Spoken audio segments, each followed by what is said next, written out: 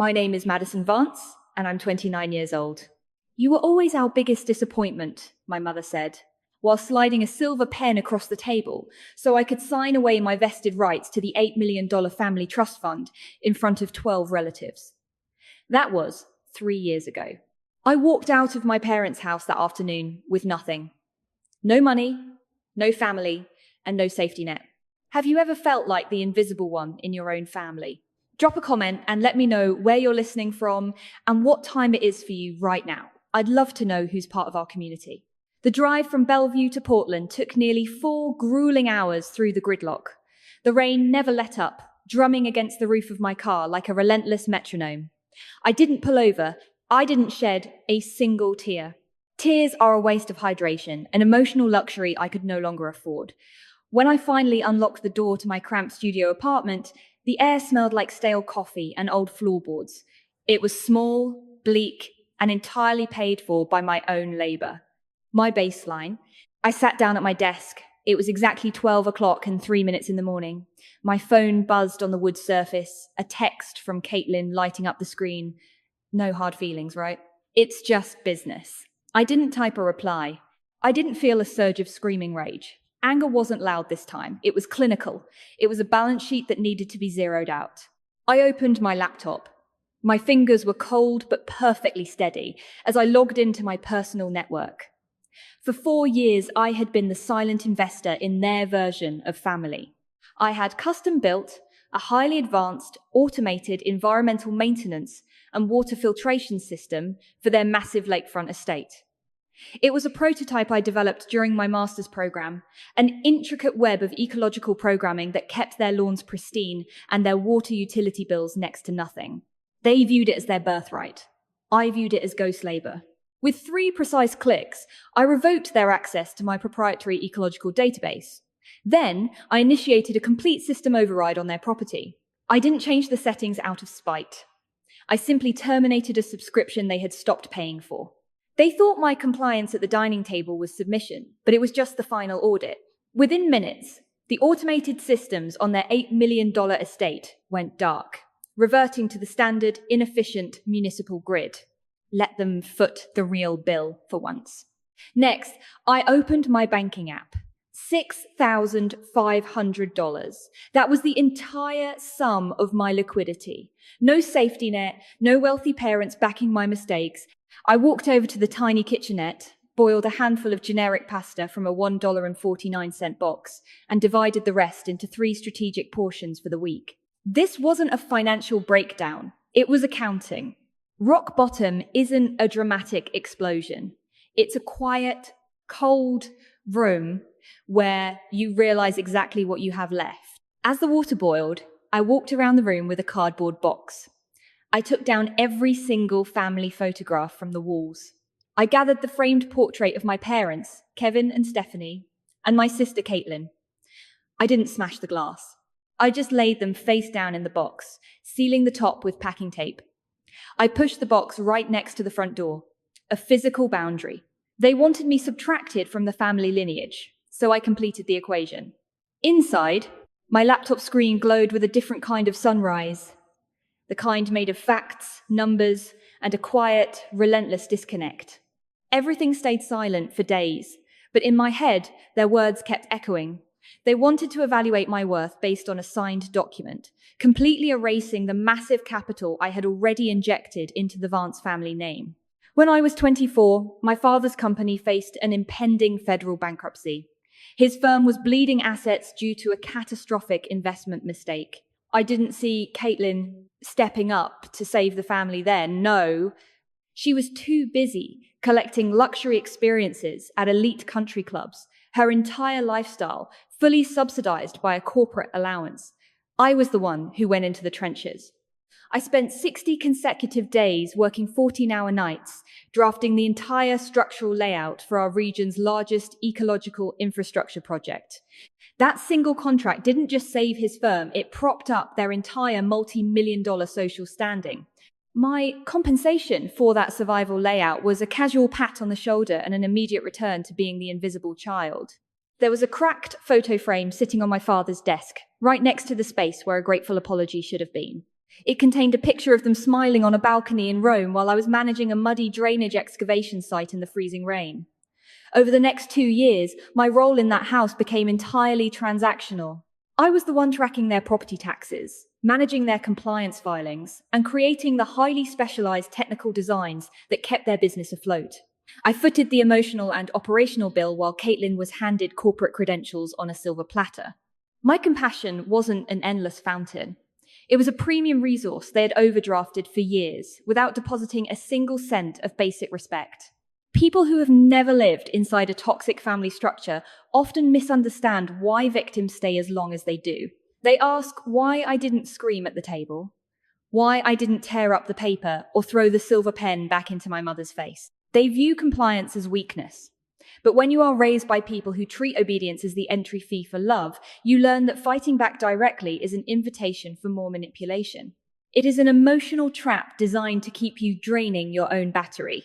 For years, I was bound by an invisible emotional chain, constantly performing, constantly working to prove I had value to a panel of judges who had already decided I was a disappointment. Signing that trust relinquishment document wasn't a surrender. It was a calculated operational exit.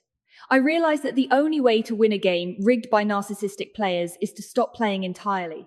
The silence that followed wasn't a breakdown. It was a cold, necessary amputation.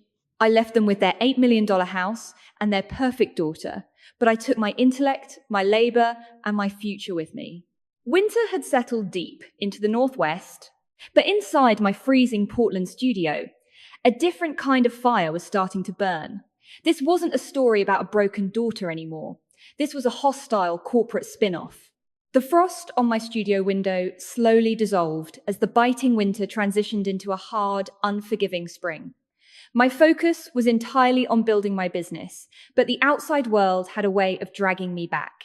My first 2 major ecological consulting bids for a municipal project in Bend were abruptly frozen without any structural explanation. I received only a flat, automated email stating they were moving in a different direction. The timing felt heavily coached. The truth found me through a phone call from a former client. Her voice was tight with a mixture of guilt and curiosity. She told me she had attended an elite corporate dinner party in Seattle, where my sister Caitlin was a featured guest. Caitlin hadn't attacked me openly. Instead, she used her premium consulting networks to systematically poison my professional name with calculated whispers. Madison is requesting space because of severe psychological instability. Caitlin had murmured over cocktails, hinting at unspoken financial liabilities that forced the family to cut ties. She left the narrative open, allowing wealthy brokers and real estate developers to fill in the blanks with the worst possible scenarios. I sat at my desk, staring at the screen. I didn't scream. I didn't type a furious response. Caitlin wasn't just content with taking the $8 million inheritance. She was actively salting the earth behind me, ensuring that my standalone career would wither before it could ever take root. It was a flawless execution of social sabotage with absolute plausible deniability.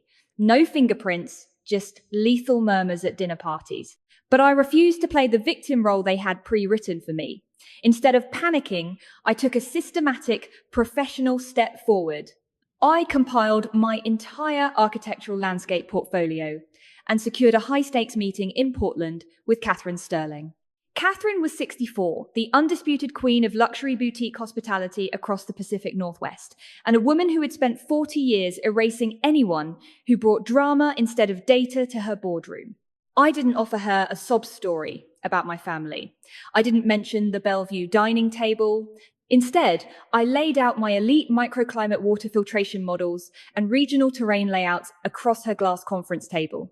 I stood in silence while she reviewed the numbers.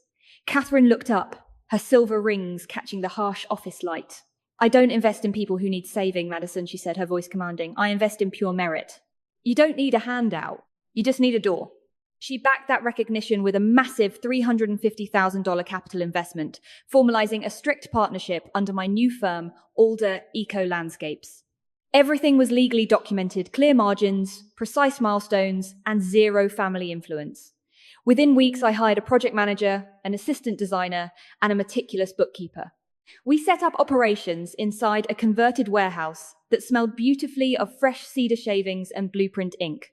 I continued working 14-hour days, but I wasn't hiding anymore. The steady hum of our servers completely drowned out the distant whispers of the family that had tried to erase me. I was no longer just surviving. I was scaling. Alder Eco Landscapes didn't just grow, it scaled with mathematical precision. Our commercial portfolio quickly secured over $18,500,000 in active infrastructure and municipal contracts. We were no longer a local firm fighting for scraps in Portland. We were a structural force redesigning municipal water infrastructures and sustainable high-end projects across the Pacific Northwest. My lifestyle remained micro. I still lived in the creaking studio apartment above the pottery studio, and I still drove my dented Honda Civic. True leverage, I learned, isn't about flashing an expensive watch at a country club dinner. It's about owning the exact asset that dictates the market stability of your enemies. The execution of our largest expansion required the acquisition of an essential ecological wetland corridor in Oregon. It was a critical environmental zone rich with underground water rights. But during standard due diligence and a complete title review, my real estate attorney, Donald Harrington, discovered a severe legal anomaly buried deep within the historic geodetic surveys of the adjacent land. It was a digital fingerprint that shouldn't have been there, a transaction file wrapped in calculated corporate deception. Donald called me into his office. He didn't offer a polite greeting. He just slid a high-contrast geodetic map across his desk, pointing to an official document submitted 14 months earlier to the State Land Bureau. It was an environmental compliance waiver for a brand new $15 million luxury resort development owned entirely by my father, Kevin Vance. The waiver required the explicit engineering signature of a licensed ecological consultant to bypass strict wetland protection laws. The name stamped on the line was mine. The signature was a sophisticated imitation of my handwriting. Caitlin had forged my name. She had used my professional engineering credentials to illegally clear their $15 million project, gambling that the invisible daughter would never look back at the family's geographical borders. It was elegant. It was calculated. And under state law, it was corporate forgery and identity fraud. I rubbed my eyes, trying to summon regret, but there was only clarity. This wasn't a breakdown. It was a balance sheet. My hands remained flat on the glass table. No sadness, no panic. I looked up at Donald and gave a slight nod. This wasn't a family betrayal anymore. It was an accounting asset. Donald picked up his phone right there and initiated a direct call with the veteran Vance family lawyer. He didn't yell. His tone was conversational, precise, and factual. He detailed the geodetic timeline, read the specific statutes on corporate identity theft, and stated that Alder Eco Landscapes now held absolute ownership of the surrounding water rights. He then mentioned that we were currently reviewing whether to file a formal criminal complaint with the state prosecutor. The line descended into a completely suffocating 15-second airless void. I sat perfectly still, watching the seconds tick by on Donald's desk clock. 15 seconds. That is an eternity for an elite corporate attorney. In that silent vacuum, the Vance family empire tilted entirely sideways. Their flawless daughter hadn't just stolen my inheritance. She had turned them into criminals. And I held the master key to their survival. They showed up without an appointment on a Tuesday afternoon. Before my assistant could announce them, the glass doors of Alder Eco Landscapes swung open. My parents, Kevin and Stephanie Vance, walked into my office. They looked entirely different from the people who had erased me at the Bellevue dining table 3 years ago. Their faces were gaunt and hollowed out, their postures broken, their expensive clothes hanging loosely on frames that had shrunken under structural panic. There was no camera-ready arrogance left, only naked desperation. My father didn't command. He stood before my concrete desk, his hands trembling as he pulled a water rights easement document from his briefcase. He laid it between us like a white flag. "Refusing to cooperate is childish, Madison," he whispered, his voice cracking. "We need you to sign this. The State Land Bureau has frozen our $15 million resort project. If we don't clear the water corridor compliance by Friday, the bank will recall the primary loan. We'll lose everything." My mother stepped forward, her eyes red from crying. She reached across the glass, trying to touch my hand. I pulled back cleanly. Madison, it's about Caitlin, she pleaded, her tone completely stripped of its former coldness. The investigators are tracking the geodetic surveys. They know about the forged signature. If you don't sign a retroactive authorization affidavit, they will file formal corporate forgery charges against your sister. She could go to prison. Please do something for your family. I looked down at the document, then at them. I didn't feel a surge of screaming rage. I just felt a profound clinical clarity. This was the exact moment the power flip became absolute. Watching them stand there, stripped of their social armor, I understood the socio-psychological reality of the family I left behind. Their supreme authority had never been real. It was nothing more than an illusion of power in an empty wallet. Their entire identity was built on the concept of having material wealth and external validation.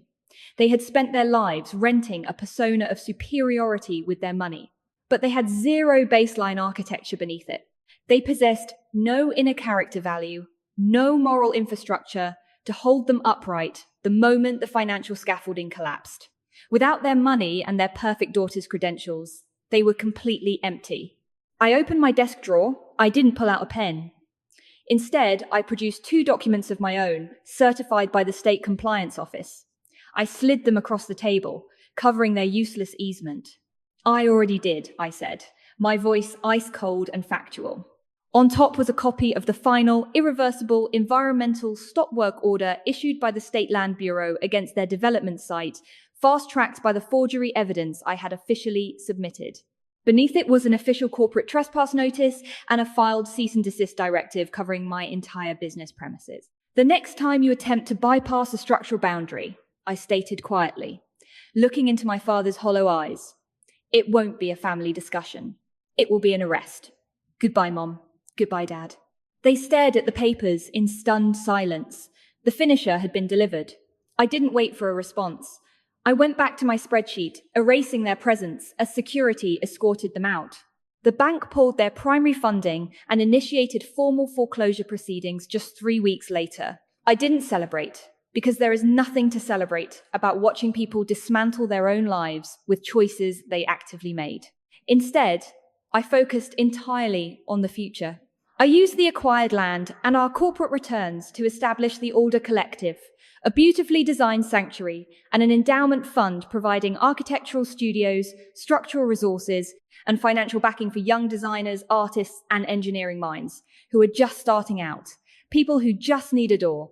The exact kind of space I wish had existed when I was sleeping on my kitchen floor with $6,500 to my name and nowhere left to turn.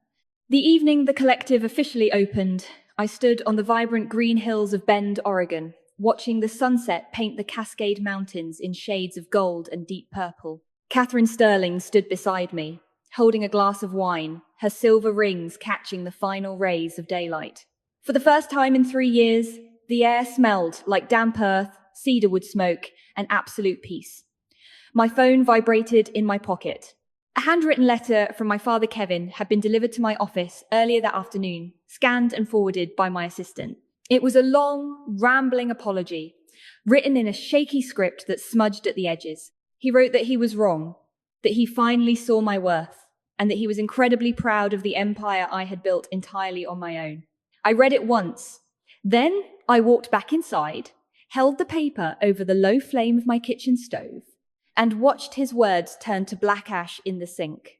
I didn't burn it out of lingering rage. I burned it because I no longer needed an $8 million validation from a man who only recognized my existence when the numbers were right. I've come to realize that cutting ties with a toxic family structure isn't an act of abandonment or cruelty. It is an act of absolute self-preservation. It is the cold, necessary decision to stop bleeding for people who refuse to hand you a bandage. Real power isn't about proving them wrong. It is about making your own life so massive that their opinions no longer fit anywhere inside your reality. If you find yourself right now sitting in the aftermath of being told you are not enough by the people who are supposed to believe in you, hear me. You are not a line item error on someone else's balance sheet. Your talent and your worth do not require their permission to exist. Sometimes you have to build your own door. And sometimes you have to walk through it completely alone. Forgiveness isn't always about repairing a broken contract. Sometimes it is simply the choice to release the anchor so you can finally set yourself free. If Madison's journey of unyielding boundaries and quiet structural reclamation spoke to a deep place within your soul today, please take a second to hit that subscribe button. It is entirely free and helps our community grow more than you know. Now, leave a comment below with your honest judgment. Would you have chosen option A to drag them through a brutal public criminal trial, or option B to let your independent success completely erase them from your reality? Let's connect in the comments below. I'll see you in the next story.